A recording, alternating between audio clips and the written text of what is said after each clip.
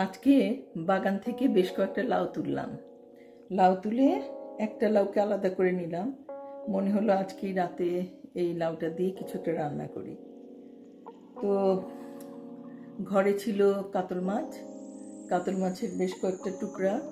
ওগুলোকে আমি খুব ভালো করে ধুয়ে ভাজি করে নিয়েছি, হালকা করে ভাজি করে নিয়েছি। আর এই লাউটা দেখুন, এই লাউটা এই সাইজের লাউ। আমি এটাকে ছুলে তারপরে একটু ডুমো ডুমো করে কেটে নেব। যেই ভাবা সেই কাজ। লাউটাকে ছুলে আমি আজ রাতেই এই কাতল মাছ দিয়ে রান্না করব।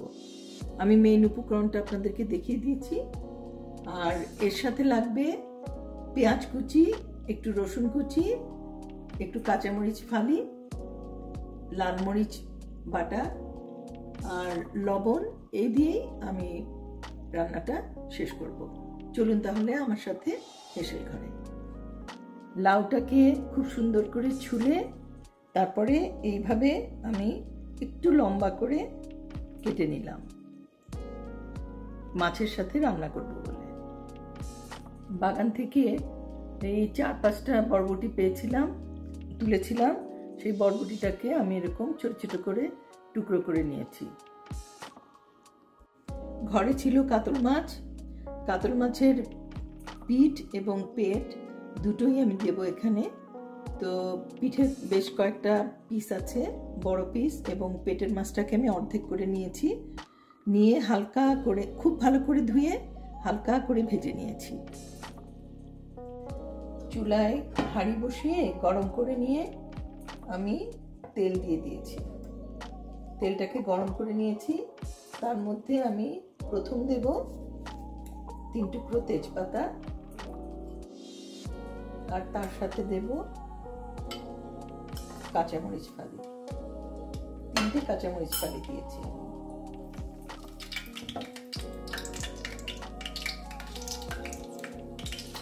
আর তার সাথে দেব একটু কালি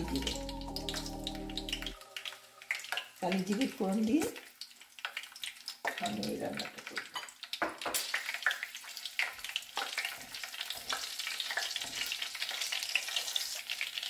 প্রথমেই আমি দেব রসুন কুচি।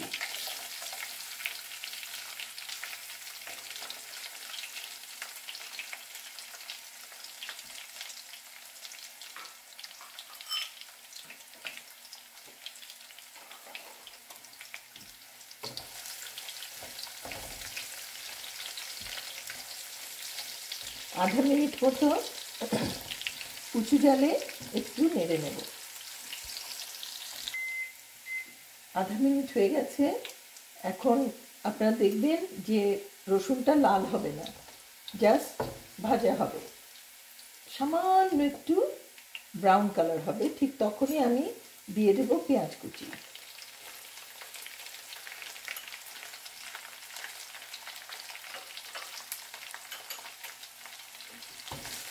পেঁয়াজ কুচি দিয়ে আমি একটু উঁচু জালেই এটাকে 1 মিনিট মতো ভেজে নেব, যাতে পেঁয়াজের সোডা সোডা গন্ধটা না থাকে। আমি 1 মিনিট মতো ভেজে নিলাম পেঁয়াজটাকে। দেখুন আমার পেঁয়াজটা কিন্তু পড়েনি। এখন আমি আঁচটাকে একটু কমিয়ে দেব।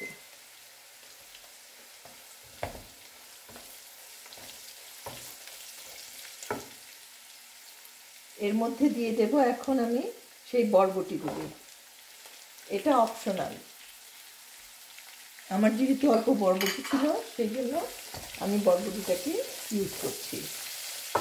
আপনারা অরিজিনাল রেসিপিতে এই বরবটিটা পাবেন না।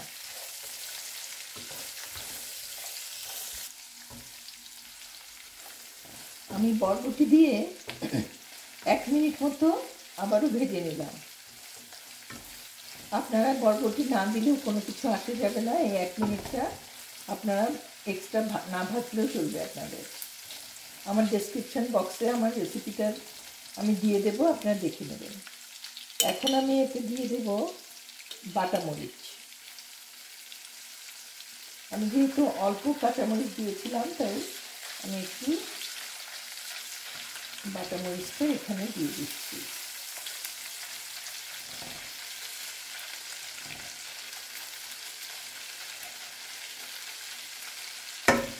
আমি বাটা মরিচটা ফ্রিজে বেটে রেখে দিই।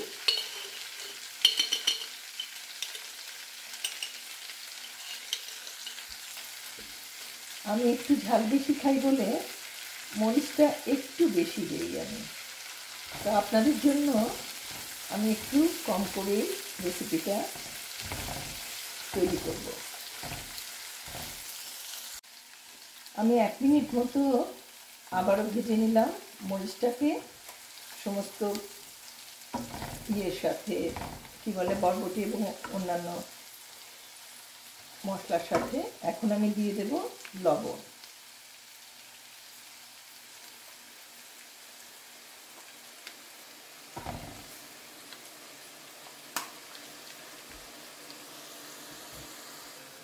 আবারও 1 মিনিট ভাজবার পর আমি দিয়ে দেব হাফ কাপ পানি।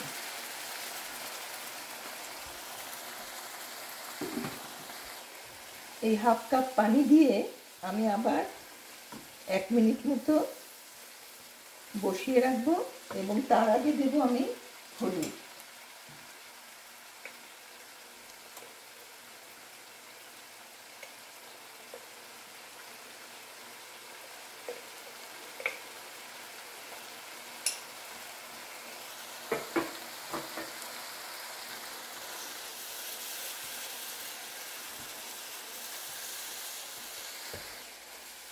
হলুদ দিয়ে আমি 30 সেকেন্ড মতো নেড়ে নিলাম। নিয়ে এখন আমি দিয়ে দেব এই লাউ।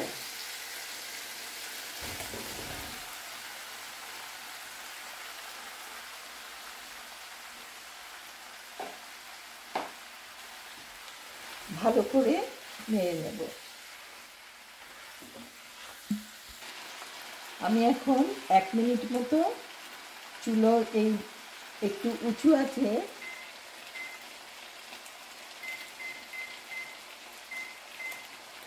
ঠিক 1 মিনিট রান্না করব।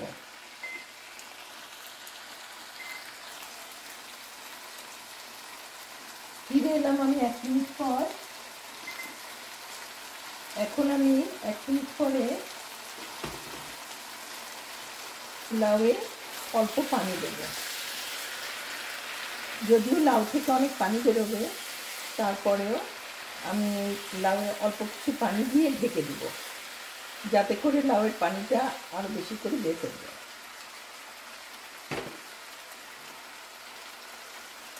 এবং লাউটা যাতে পুড়ে না যায়। এখানে আমি প্রায় 1 কাপ পানি দিয়েছি। এই 1 কাপ পানি দিয়ে আমি লাউটাকে ঢেকে দেব। এটা নেড়ে লাউটাকে ঢেকে দেব, যাতে করে লাউটা খানিকটা সিদ্ধ হয়ে যায়। লাউটাকে আমি ঢেকে দিচ্ছি ঠিক 10 মিনিটের জন্য। আমি এখন হাঁড়িটাকে ঢেকে দেব 10 মিনিটের জন্য এবং 10 মিনিট পরে আমি ফিরে আসছি। মাঝারি আছে এটা হবে। ফিরে এলাম আমি ঠিক 10 মিনিট পর।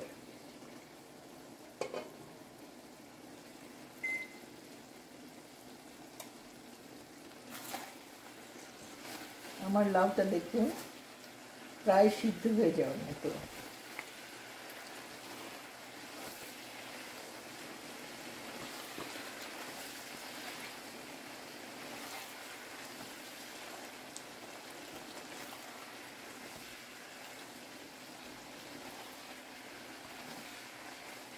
বাগানে কি ধনেপাতা আছে না আমাদের।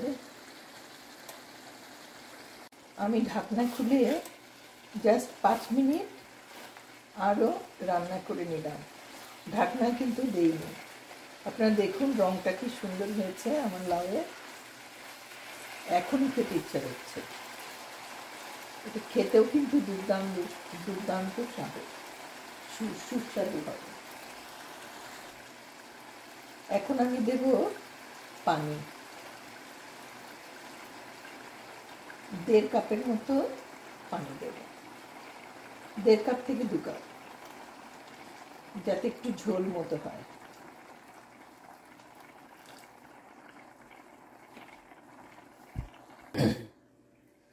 আমি 2 কাপ পানি দিয়েছি। এই রান্নাটা একটু সামান্য ঝোল ঝোল হবে।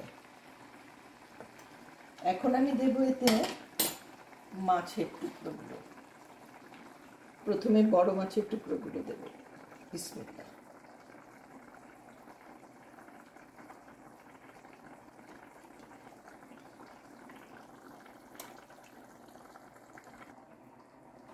এভাবে আমি মাছের টুকরোগুলো পুরো ঝোলের মধ্যে দিয়ে দিলাম।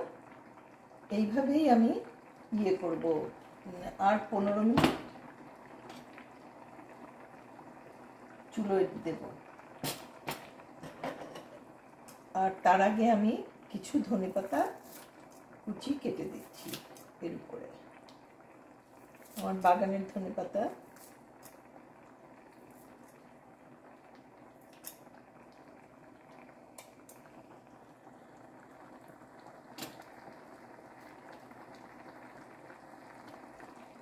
খুব সুন্দর একটা গন্ধ বেরিয়েছে। উফ, একদম গাছের থেকে তুলে, মাটি থেকে তুলে ধনেপাতা তো কেবল নিয়ে এসছি, অসম্ভব সুন্দর গন্ধ। মাশাআল্লাহ, আলহামদুলিল্লাহ। এখন আমি এটাকে মাঝারি আঁচে 15 মিনিট মতো রান্না করব।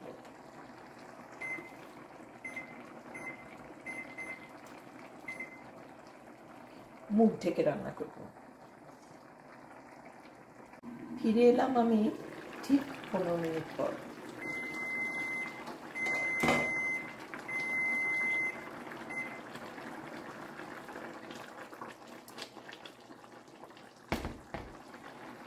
আমি এখন মাছটাকে একটু ঢুলিয়ে দেব।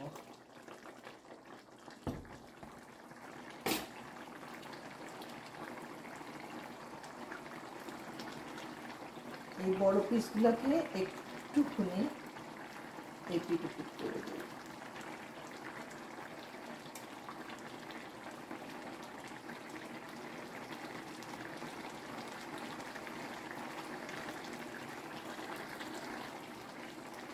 ঝোলটা বেশি রয়ে গেছে, সেজন্য আমি আরো 10টা মিনিট চুলোয় রাখবো।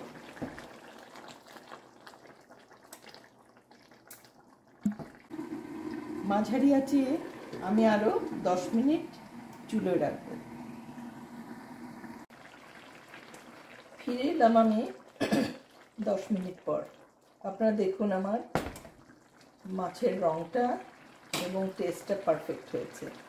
আমি তো আপনাদেরকে খাওয়াতে পারছি না, কিন্তু আপনারা এই রেসিপিটা ফলো করুন, দেখবেন খুব স্বাদের এই তরকারিটা। আর লাউ দিয়ে মাছ রান্না আমি জানি না অনেকে খাননি, কিন্তু এইভাবে রান্না করে খেয়ে দেখবেন, খুবই মজা হয়। আমি কিন্তু টমেটো দিইনি, স্বাদের জন্য এই লাউয়ের স্বাদেই যথেষ্ট। এই তো হয়ে গেল আমার লাউ কাতলের ঝোল।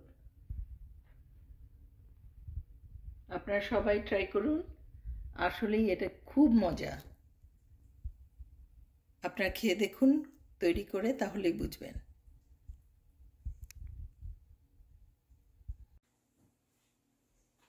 আজকে তাহলে এ পর্যন্তই। সবাই ভালো থাকবেন, সুস্থ থাকবেন।